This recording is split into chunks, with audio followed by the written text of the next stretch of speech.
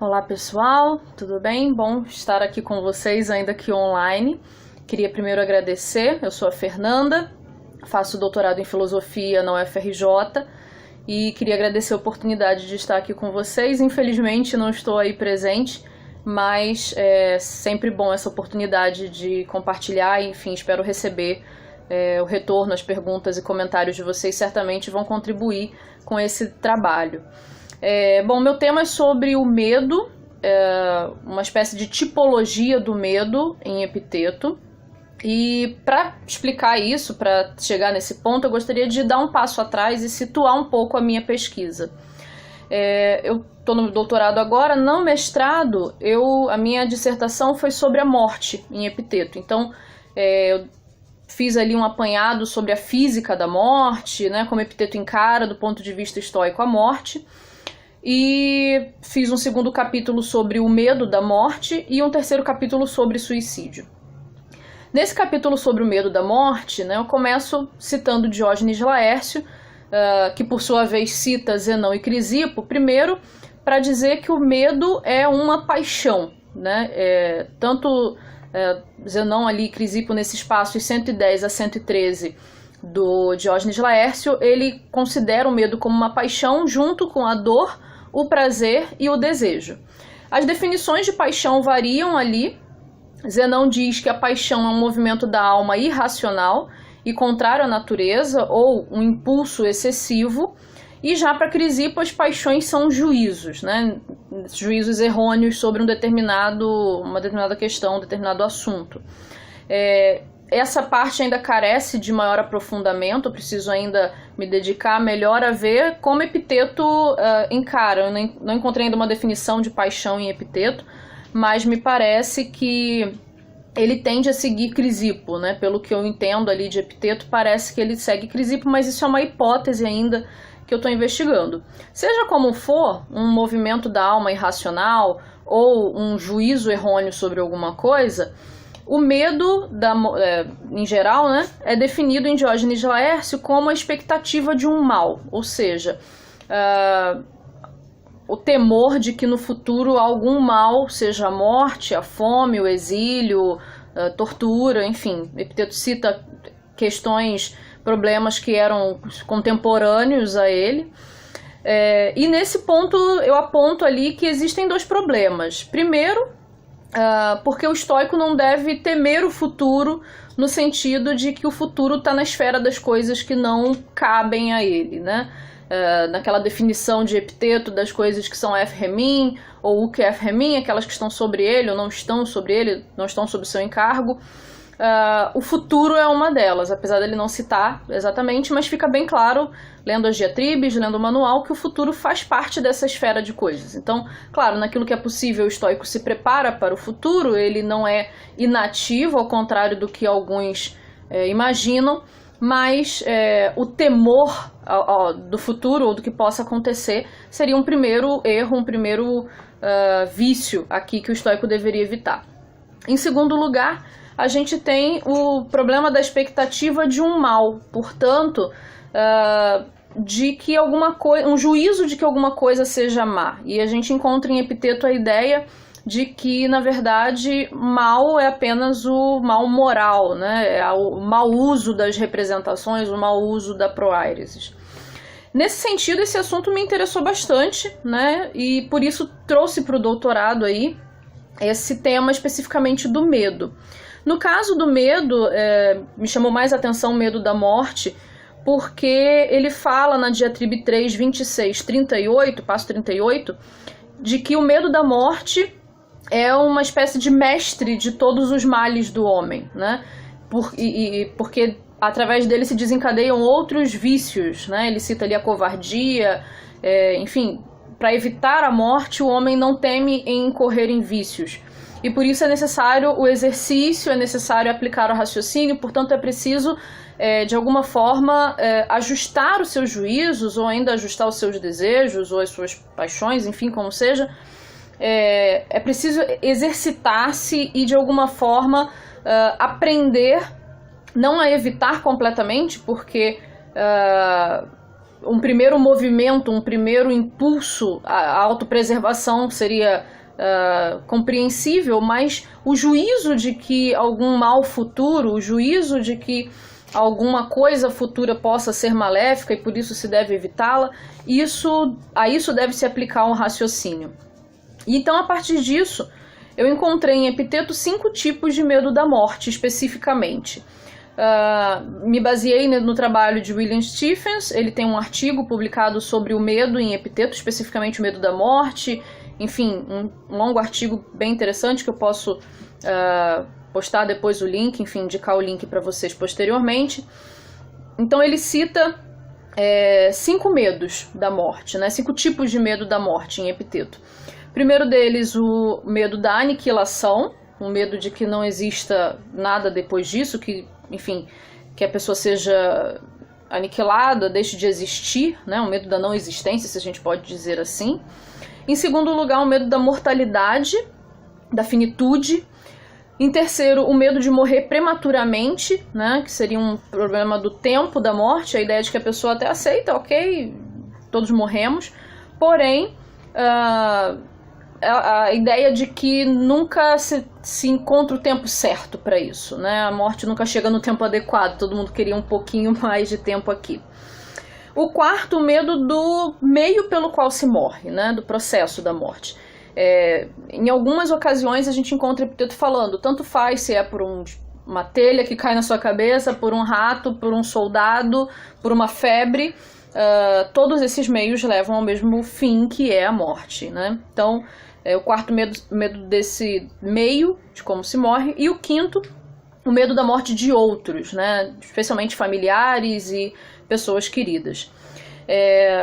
No doutorado eu tentei então, a partir dessa análise desse medo da morte que eu fiz especificamente no mestrado, eu tentei ampliar um pouco o meu leque para estudar não apenas o medo da morte, mas os medos em geral. E daí a minha proposta de uma tipologia, se a gente pode assim dizer, na falta de um nome melhor para isso, mas uma espécie de um catálogo dos medos, uma espécie de um registro de quais medos a gente teria ali. O medo da morte é bastante frequente, é bastante comentado por Epiteto, isso é bem evidente, mas eu ampliei esse estudo, me focando especificamente sobre o medo, pensando em 3 questões, né? Pensando em 3 motivos. Em primeiro lugar, porque o medo tem um caráter persuasivo, né? O medo é uma paixão que de alguma forma arrasta o homem, de alguma forma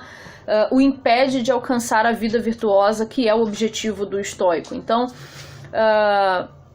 como a pessoa, mesmo às vezes sabendo como ela deve agir, sabendo o que ela deve fazer, e ainda assim ela incorre às vezes num ato vicioso, justamente para evitar algum medo ou alguma coisa que ela considera como negativa ou que pode trazer algum prejuízo a ela.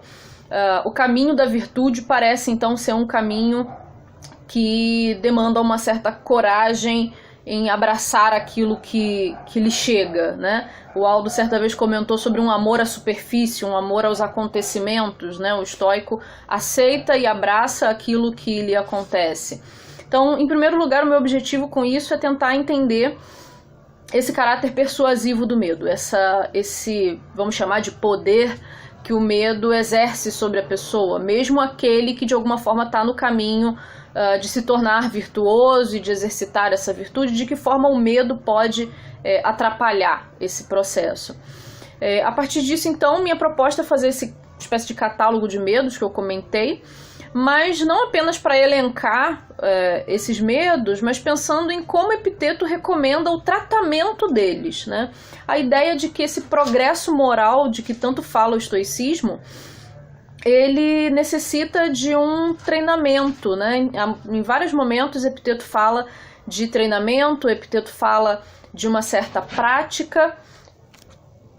Então a ideia de que Epiteto, em dados momentos, fala sobre a necessidade do exercício, a necessidade de uma prática, que eu estou chamando aqui de uma terapêutica do medo, ou seja, uma forma de tratar, de cuidar para que de alguma forma esses medos não atrapalhem, não impeçam a pessoa de seguir o caminho da virtude e que para os estoicos levaria à eudaimonia, à ataraxia, enfim, a uma vida que seria realmente virtuosa e plena. Minha pesquisa ainda está bastante no começo, ainda é bem inicial, então eu não gostaria aqui de fazer um grande apanhado de medos, enfim, esse processo ainda está em construção, mas eu separei aqui a diatribe 4.7, que eu gostaria de explorar um pouco melhor, de falar um pouco mais sobre ela, além dos medos da morte, que eu já expliquei anteriormente, mas me parece nessa diatribe, que fala justamente sobre a ausência de medo, né? Ele coloca ali o título criado aí por Arriano, né? Sobre a afobia, quer dizer, o não medo, a ausência de medo, e ele trata justamente sobre isso. Ele começa com uma pergunta bastante interessante, né? O que faz do tirano alguém a ser temido? O que faz do tirano um objeto de temor? Então achei interessante começar a pensar sobre esse medo, por vezes político, que eu acho que no momento atual do nosso país, se a gente pode falar isso, é um medo também predominante, né? Então, Epiteto já começa perguntando isso, e naturalmente em sua época, né, com o Império Romano, não era diferente. Ele pergunta o que faz, né? Quais são os elementos que a gente adiciona à figura do tirano e que o tornam tão temível assim. Abrindo um parêntese aqui, é bem interessante a gente observar o texto de La Boétie, o Discurso da Servidão Voluntária, em que ele se interroga também justamente sobre essa figura do tirano e a relação com o povo e de que modo o povo lida com isso. Então, só fazendo um adendo, né, de que eu ainda pretendo analisar, é uma hipótese também, mas de que La Boétie pode fazer uma relação interessante com Epiteto. A gente pode fazer alguns paralelos aí entre La Boétie e Epiteto, mas ainda também é um assunto a ser melhor explorado. Essa diatribe 4.7, então, voltando a Epiteto, ela me chama a atenção em primeiro lugar por isso. Ele começa perguntando isso, o que faz do tirano alguém a ser temido, né? E alguém responde, olha, são as armas, são os guardas, são as pessoas que o servem, né? É toda essa estrutura que o tirano mobiliza. E aí ele fala, tudo bem, mas se você levar uma criança, alguém que não entenda dessa estrutura, e colocar frente ao tirano, colocar frente aos guardas, diante das armas, essa criança não vai temer, né? Ela vai ficar tranquila ali, ela não vai temer. Ou ainda se você colocar algum homem que deseje morrer dessa forma, ele também não vai temer, porque aquilo ali é um objeto de desejo dele, aquilo que ele gostaria, né? Então, a partir disso a gente começa a pensar de que o medo ele também se fundamenta em certas estruturas que a gente cria, né? O La Boétie, voltando a ele fala por que as pessoas temem, por que as pessoas obedecem a apenas um homenzinho, né? Ele chega a, de alguma forma, satirizar essa figura do tirano, quer dizer, o que é o poder do governante, senão a opinião que as pessoas têm sobre ele? O que pode uma pessoa apenas contra todo um povo, né? Se não mobilizar, trazer para si a opinião, seja do exército, seja daqueles que o servem por algum interesse de enriquecimento ou de posições políticas, enfim. Mas no final das contas tudo isso é uma opinião, né? Ele apenas, um homem apenas, não teria como dominar todo um povo, toda uma nação. É necessário que se entregue a esse homem essa opinião. E o que me parece nessa diatribe 4.7, nesse início, é justamente isso. O tirano ele tem uma estrutura, ele tem um conjunto de elementos que são atribuídos por outros a ele, né? Não são naturais dele, ele não nasceu com isso. São opiniões que as pessoas depositam nesse tirano. E ele segue, então, falando, né? Como uma criança, então, tomando novamente o exemplo da criança, ele começa, então, a sua terapêutica, né? Do que eu estou chamando aqui de uma terapêutica do medo. Então, em primeiro lugar, ele fala no passo 5, também da diatribe 4.7, né? De que como criança, a gente deve se alegrar pelo jogo, tá? Então, ok, o tirano tem uma guarda, ele tem armas e ele pode eventualmente me matar, né? Epiteto já disse que o nosso corpo não faz parte da nossa esfera de coisas que dependem de nós. Então, eventualmente alguém pode capturar o nosso corpo. Mas ele fala, assim como uma criança se alegre por jogar o jogo, né? Nesse caso, o jogo da vida. Não tente tanto tentar controlar o resultado do jogo, mas apenas aproveite a alegria de estar jogando, né? Depois ele fala no passo 6 que é importante, é preciso exercitar a razão e a demonstração, né? É preciso que a gente treine, e aí eu diria os nossos juízos, né? Sobre o medo, sobre o tirano, sobre o medo da morte, nesse caso que seria o nível último do tirano, né? Ele pode capturar a vida. Então, em última análise, exercitar essa razão e esses juízos de por que a morte, ou por que a prisão, ou por que qualquer outra coisa seria negativa. E isso é uma coisa que eu acho bastante interessante no estoicismo, essa ideia de que uma coisa são os fatos e outra coisa são as opiniões que nós criamos sobre os fatos. Quer dizer, a coisa em si, né, se a gente pode dizer esse vocabulário kantiano, mas a própria coisa não traz um juízo de valor. Nós colocamos um juízo de valor sobre ela. E o medo é todo construído em cima de juízos de valor errôneos, juízos de valor equivocados que nós atribuímos às coisas. Por isso é preciso exercitar a razão e a demonstração. No passo 8 ele ainda fala, nós precisamos fazer aquela distinção que ele sempre repete, né? Identificar as coisas que são livres por natureza daquelas que não são livres por natureza. E ele cita ali a proairesis, né, como ela sendo aquilo que é por natureza livre, né? Em outro momento a gente vai lembrar de Epiteto falando que você pode amarrar minha perna, você pode, enfim, fazer o que você quiser com o meu corpo. Em vários momentos ele fala isso, né?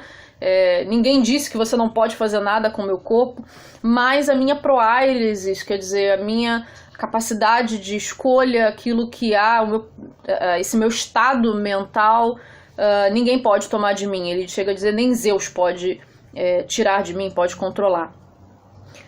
Em seguida, nos passos 14 e 15, né, ele fala que se for o caso de morrer, se não houver saída, né, adotar a postura do filósofo. Isso eu acho interessante, essa postura do filósofo que entende que a morte é um processo natural. Em vários momentos ele cita na Diatribe 4.7, mas também outras sobre esse processo natural de decomposição, de voltar aos elementos que compõem o nosso corpo. Esses elementos voltam à natureza e de alguma forma fazem parte do ciclo cósmico. Então, adotar a postura filosófica de entender que a morte, na verdade, é um processo natural, não há nada de estranho ou anormal, né? No manual passo 5 ele fala, né, que não são as coisas que inquietam os homens, né? E por isso a morte também não inquietou a Sócrates, mas as opiniões que nós temos sobre as coisas. E nesse sentido o problema não é a morte, mas a opinião que as pessoas têm sobre a morte.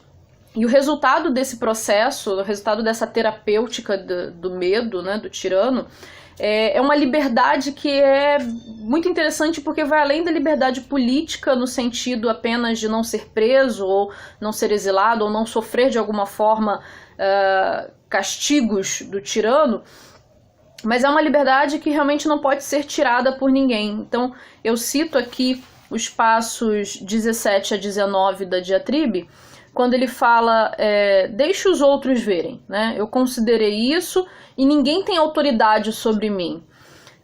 Eu fui feito livre por Deus, eu conheço suas ordens, né, seus comandos, e nenhum poder pode me escravizar. Esse trecho eu acho realmente fantástico. Nenhum poder pode me escravizar, porque eu tenho o poder de emancipar, de ter os juízos corretos, né? E aí ele fala, enfim, ele continua comentando isso, né? Tem um pequeno diálogo ali de, tá, mas eu não posso dominar o seu corpo, e se eu quiser te matar, se eu quiser te mandar pro exílio, ele fala, isso faz parte, você pode fazer isso, né? Mas há uma parte que somente eu posso dominar, há uma parte que somente eu posso controlar, e ninguém pode escravizar essa parte. Então, ele tem esse pequeno diálogo e depois ele cita, então, tente testar o seu poder, né? Depois que você tentar fazer tudo isso, teste o seu poder e veja até onde ele vai, né? Veja o quanto ele vai, quer dizer, seu poder, mesmo o poder do tirano é limitado, existe uma esfera ali que não pode ser controlada pelo tirano, e eu acho que isso é extremamente empoderador, se a gente pode usar essa palavra que já se tornou um clichê hoje em dia, mas é extremamente empoderador do ser humano. Quer dizer, eu posso não retirar o meu corpo desse sistema, eu posso não retirar o meu corpo do sistema político, eu posso sofrer no meu corpo as consequências disso, mas eu posso não entregar a minha opinião, eu posso não entregar o meu estado mental, os meus juízos, os meus desejos, os meus impulsos, eu posso não entregar isso ao tirano. E isso é fantástico, isso eu acho que é uma máxima de Epiteto bastante interessante sobre esse lidar com o medo, né? Então, em seguida ele fala, então, quem é que vai me fazer temer alguma coisa, né? Se eu entender tudo isso, se eu praticar essa terapêutica e alcançar com isso essa liberdade, quem vai me fazer temer, né? Quem vai me causar medo? Respondendo lá a pergunta de por que o tirano é temido, né? Enfim, e aí ele segue a diatribe ainda falando, né, sobre essa ideia dele se tornar um com o Deus, né, e os desejos dele se adequam aos desejos do Deus, que a gente sabe no caso do estoicismo, o Deus é imanente, né, ao mundo, ou seja, tornar-se um a esse cosmos, entender esse cosmos, e dessa forma libertar-se, dessa forma viver de fato livre. Eu poderia citar ainda também a diatribe 3.26, né, que ele também, na forma ali de um pequeno diálogo, também com uma pessoa que teme, e aí é interessante porque atrás de toda essa discussão sobre medos, Epiteto tenta achar a raiz do medo, né, tenta achar o que motiva aquele medo. No caso da 3.26, ele cita em alguns momentos nesse diálogo, né, a pessoa fala, olha, mas o que vai acontecer comigo se eu passar necessidade, se eu passar fome? Aí a pessoa fala, olha, aí Epiteto fala, olha, se você tiver fome muito tempo, você vai morrer. E aí ele fala, tá, mas e minha família? Tá, vamos esquecer de mim, mas e a minha família como fica? E Epiteto fala, bom, eles vão se virar, ou se não se virar, né, se a providência não os reservar, é porque chegou a hora mesmo, tanto para eles, para você, enfim. É muito interessante essa ideia de entender a natureza, entender esse cosmos e fazer parte dele. Mas essa diatribe gostaria de apresentar em um outro momento com mais detalhes, não vou me alongar aqui nessa apresentação, mas gostaria apenas de levantar esse assunto que eu acho que é bastante importante e que eu entendo que de alguma forma dá base e guia ali outras discussões ainda na filosofia de Epiteto, justamente essa temática do medo. Então agradeço a paciência de vocês e espero receber os comentários e as perguntas de vocês para a gente poder continuar esse diálogo, de alguma forma enriquecer esse trabalho. Obrigada.